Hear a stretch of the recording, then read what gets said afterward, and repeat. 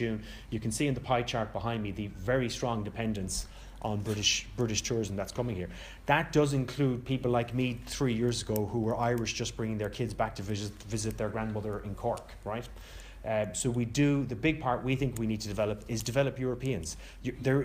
That's all about access, and you're not going to have the currency issue. There's a great number of Americans are coming here. That's because there's great access between the US and Ireland. It's also because the dollar has been very strong historically. Okay, that is now starting to change. So let's see where that story goes. But what won't change is a euro's worth a euro.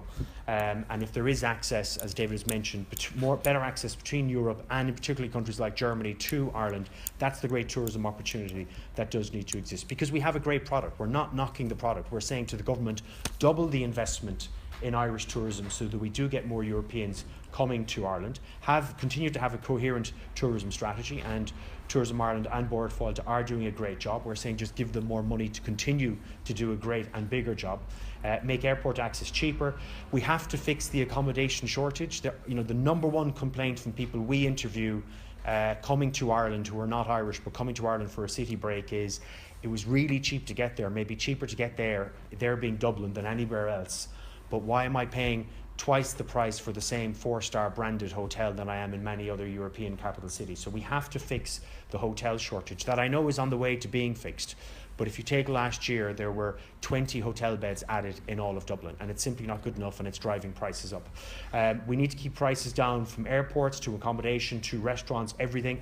Develop the south. I think, look, everyone would agree the Wild Atlantic Way is the gift that keeps on giving, and it's been great for the west of the country. I think Cork and Kerry, not just because I'm from Cork, have suffered a bit, and I think that needs to be, those tourists who came to Dublin, came to do the Wild Atlantic Way, now get them into the south of the country so they can see another product, if you like, and also explore the great outdoors. Ireland being a really good destination for Germans who will come, want to go to the Dingle Peninsula and spend all their time outdoors, walking on the water, develop the products that we have for those types of tourists.